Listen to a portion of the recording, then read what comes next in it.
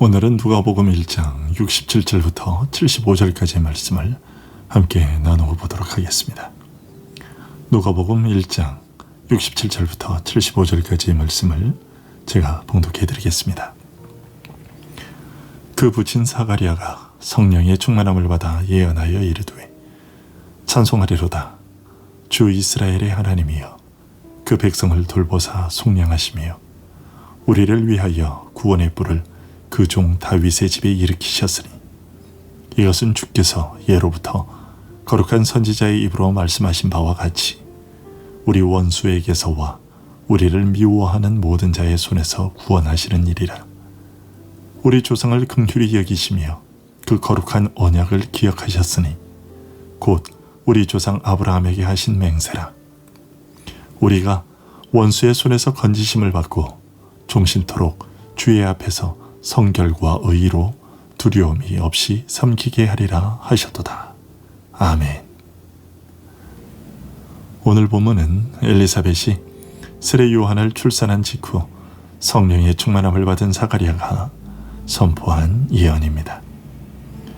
그런 면에서 사가리아의 이 예언은 사적인 개인으로서 한 말이 아니라 하나님께서 사가리아의 입을 통해 하시고자 하는 하늘의 말씀입니다.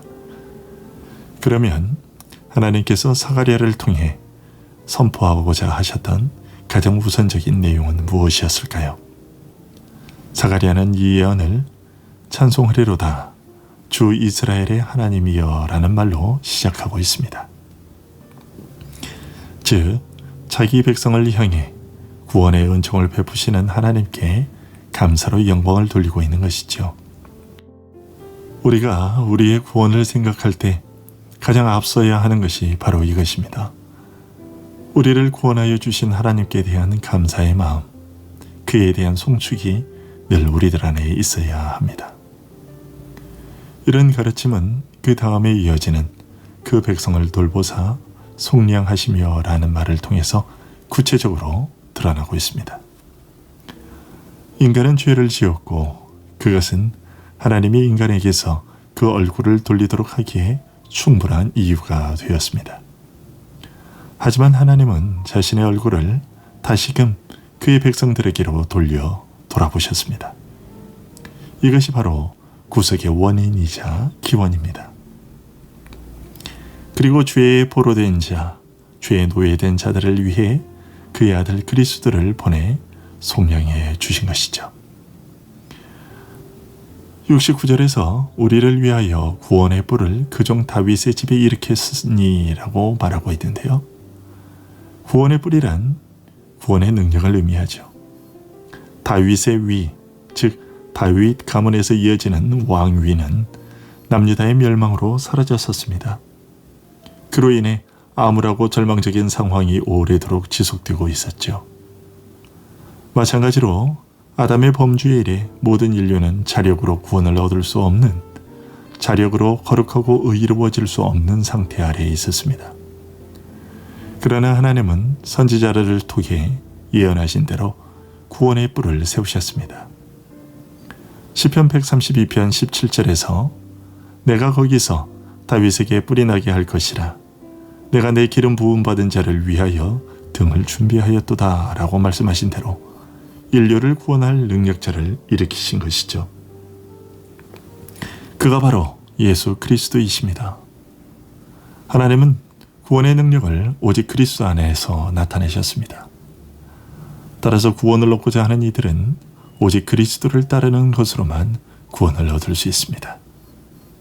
그리고 이런 사실은 이미 오래전부터 사람들에게 알려졌던 바였다고 사가리아는 70절에서 말하고 있습니다.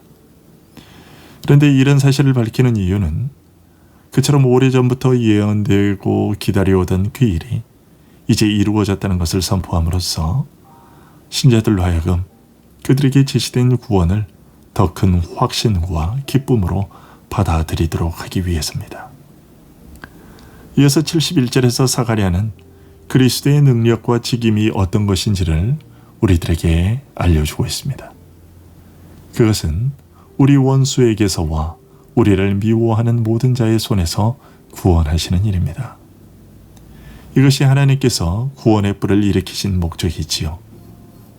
사가랴가 여기서 말하는 원수와 우리를 미워하는 자들이란 이 세상의 임금인 사탄과 그의 모든 군대를 가리키는 말이죠. 이런 사실은 우리의 관심을 그리스도 밖에 있는 사람들의 비참한 상태, 즉 마귀의 폭정 아래에서 엎드러져 신음하는 자들을 향하게 만듭니다. 마귀의 폭정 속에 있는 것이야말로 인간의 가장 큰 슬픔이요, 아픔이며 비극이기 때문입니다. 만약 그리스도가 우리에게 주어지지 않았다면 모든 인류는 영원토록 그 비극 아래 놓여 있을 수밖에 없었습니다. 그런데 하나님께서 구원의 뿌리인 그리스도를 우리에게 주셔서 마귀의 폭정 아래에서 우리를 건져주셨습니다. 하지만 아직도 이 사실을 알지 못하고 있는 자들이 세상에 널려 있고요. 그들은 인간의 능력으로 유토피아를 이룰 수 있다고 꿈꾸며 살아가고 있습니다. 조금만 생각해보면 그런 꿈이 얼마나 허황된 것인지를 알만한데도 그들은 이 사실을 깨닫지 못하고 있습니다. 얼마 전 지나갔던 태풍을 생각해 보십시오. 그것의 발생을 인간이 억제할 수 있습니까? 그 태풍의 진로를 인간이 변경할 수 있습니까? 그 위력을 미리 파악하고 대비하였다 한들 피해를 입지 않을 수가 있었습니까? 사람들은 그 태풍의 세력에 대해 거대하다고 말했습니다. 그렇습니다. 그 태풍의 세력은 거대합니다. 하지만 그 태풍의 세력이 그렇게 거대하다면 그 태풍을 입김처럼 마음대로 발생시키고 조절하시는 하나님의 능력은 얼마나 더 거대할까요? 지난 겨울철 호주에서 발생한 산불로 인해 얼마나 많은 동물과 사람의 생명이 사라졌는지 모릅니다. 그런데 지금 미국에서 발생한 산불은 또 어떻습니까?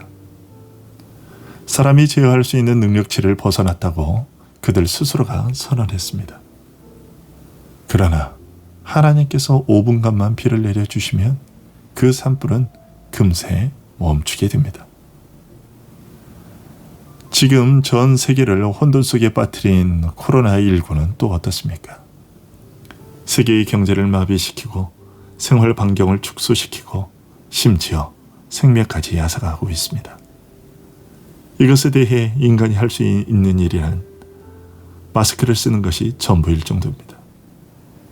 그런데도 사람들은 여전히 과학을 신처럼 여기고 있습니다. 자신들의 지혜로 얼마든지 새로운 세상을 건설할 수 있다고, 살기 좋은 세상을 건설할 수 있다고 맹신하고 있습니다.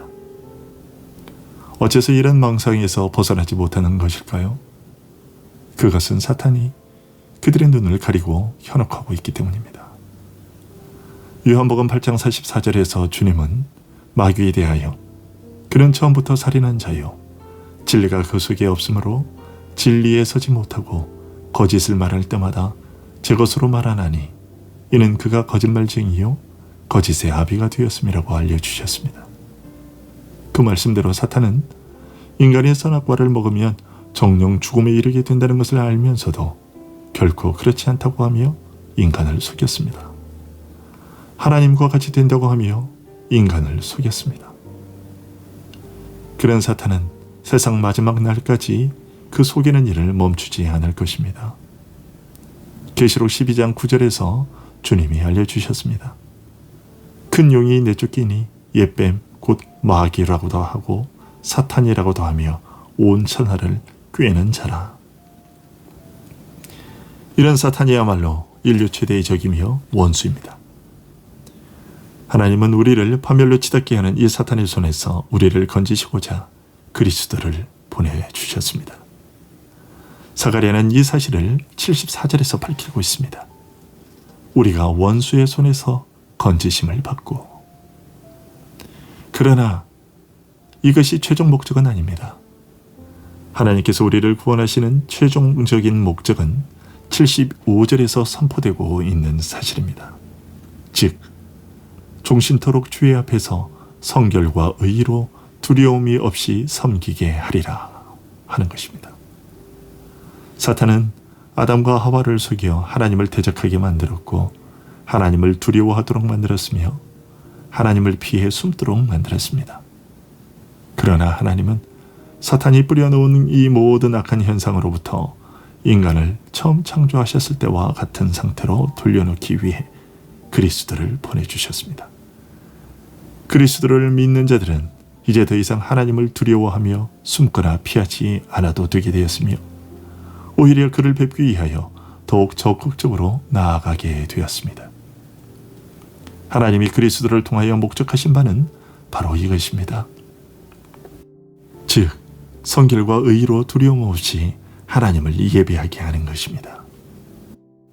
이런 사실에 대하여 사도 바울은 디도서 2장 12절부터 14절의 말로 설명했습니다. 경건하지 않은 것과 이 세상 정욕을 다 버리고 신중함과 의로움과 경건함으로 이 세상에 살고 복스러운 소망과 우리의 크신 하나님 구주 예수 그리스도의 영광이 나타나심을 기다리게 하셨으니 그가 우리를 대신하여 자신을 주심은 모든 불법에서 우리를 속량하시고 우리를 깨끗하게 하사 선한 일을 열심히 하는 자기 백성이 되게 하려 하심이라. 이것이 진정 우리 인간에게 있어야 할 참 모습이며 가장 아름다운 모습입니다.